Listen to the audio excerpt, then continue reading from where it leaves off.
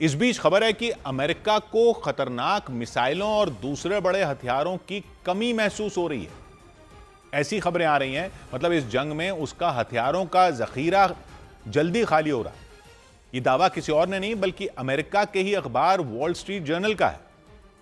America के ही अखबार वहां के रक्षा मंत्रालय के सूत्रों के आधार पर दावा कर रहे हैं कि अमेरिका का हथियारों का भंडार तेजी से कम हो रहा है, जिसकी वजह से डोनाल्ड ट्रंप की मुश्किलें आगे चलकर बढ़ सकती हैं। इसलिए वहां पर रक्षा मंत्रालय ने एक खुफिया बैठक बुलाई, जिसमें चुनिंदा बड़े अधिकारियों को ही शामिल किया गया।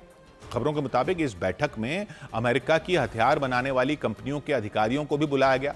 ये बेहद खुफिया बैठक थी, ऐसा अमेरिकी अखबार ही बता रहे हैं, जिसमें हथियारों के भंडार को तेजी से दोबारा भरने का प्लान बनाया गया। कंपनियों को आदेश दिया गया कि वो 3 गुना रफ्तार से हथियारों का स्टॉक भरने पर जोर दें। दावा यह है कि अमेरिका को कई मोर्चों पर ईरान से एक साथ लड़ना पड़ रहा है, इसलिए उसके हथियार तेजी से कम हो रहे हैं, जो उसके लिए परेशानी की वजह बनती जा रही है। सबसे अहम बात यह है कि अमेरिका के पास उन हथियारों की कमी होने की बात सामने आ रही है जिन्हें इस जंग में उसकी फौज के लिए सबसे जरूरी माना जा रहा है। इनमें एयर डिफेंस सिस्टम में लगने वाली मिसाइलें पहले नंबर पर हैं। इंटरसेप्टर मिसाइल, यानी अमेरिका के एयर डिफेंस सिस्टम में लगने वाली मिसाइलों का प्रोडक्शन तेजी से बढ़ाना उसकी सबसे बड़ी जरूरत बन गया है। उन्हीं मिसाइलों से आती हुई ईरान की मिसाइलों और ड्रोनों को मार गिराया जाता है। वॉल स्ट्रीट जर्नल की उस रिपोर्ट में दावा किया गया कि पेट्रियट मिसाइल की पूरी साल में अमेरिका सिर्फ 600 यूनिट बनाता है, यानी 600 मिसाइलें बनाता है, मतलब सिर्फ 600 मिसाइलें पूरे साल में बनती। लेकिन अब कंपनियों को आदेश दिया गया कि इस साल सिर्फ 600 बनाने से काम नहीं चलेगा, बल्कि कम से कम 2000 मिसाइलें बनानी पड़ेंगी। 600 से सीधे 2000 का मतलब है कि प्रोडक्शन को सीधा 3 गुना से भी ज्यादा करने को कहा गया। दूसरे नंबर पर अमेरिका की थार्ड मिसाइलें हैं, वो भी थार्ड एयर डिफेंस सिस्टम की मिसाइलें। खबरों के मुताबिक थार्ड मिसाइलों की भी अमेरिका के रक्षा मंत्रालय को कमी महसूस हो रही है, या लग रहा है कि आगे कमी हो सकती है। थार्ड एयर डिफेंस सिस्टम की मिसाइलें अब तक अमेरिका में पूरे साल में सिर्फ 96 बनाई जाती थी, 100 से भी कम। लेकिन इस साल कंपनी को आदेश दिया गया है कि साल में कम से कम 400 मिसाइलें बनाई जाएं, यानी सीधे 4 गुना प्रोडक्शन बढ़ाने का आदेश दिया गया।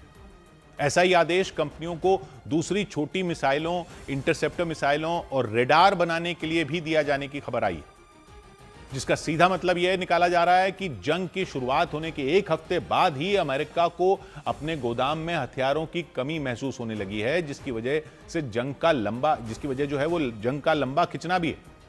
जंग की शुरुआत होते ही अमेरिका के विदेश मंत्री ने कह दिया था कि यह जंग 4 से 5 हफ्ते तक चल सकती है।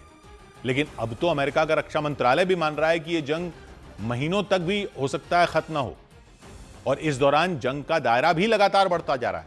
मतलब यह कि ईरान के हमले पश्चिम एशिया के कई देशों में लगातार हो रहे हैं। समुद्री गलियारों से लेकर सैन्य अड्डों तक, हवाई अड्डों से लेकर इजरायल के शहरों तक ईरान के ड्रोन और उसकी मिसाइलों के हमले सभी जगहों पर हो रहे हैं। अमेरिका के सामने चुनौती इन सभी जगहों पर इंटरसेप्टर मिसाइलें एयर डिफेंस सिस्टम में तैनात करने की है। यही वजह है कि जंग का लंबा खिंचना अमेरिका के लिए खर्चीला भी हो सकता है। लंबी जंग लड़ने के लिए उसे बहुत बड़ी संख्या में मिसाइलों की जरूरत पड़ेगी, जिसका अंदाजा उसे ईरान ने जंग के पहले हफ्ते में ही करवा दिया। इधर जंग के दौरान ईरान में मरने वालों का आंकड़ा 1300 के पार पहुंच गया। जंग की वजह से ईरान में मरने वालों का आंकड़ा बढ़कर 1330 के पार हो गया। जानकारी दी गई कि अमेरिका और इजरायल के हमलों में 1332 लोग मारे जा चुके हैं। लंदन में यहूदी समुदाय के लोगों की जासूसी करने के आरोप में वहां की पुलिस ने 4 लोगों को गिरफ्तार कर लिया। दावा किया गया कि वो सभी लोग ईरान की खुफिया एजेंसी से जुड़े हैं और लंबे वक्त से लंदन में रहने वाले यहूदी समुदाय के लोगों की जासूसी कर रहे थे।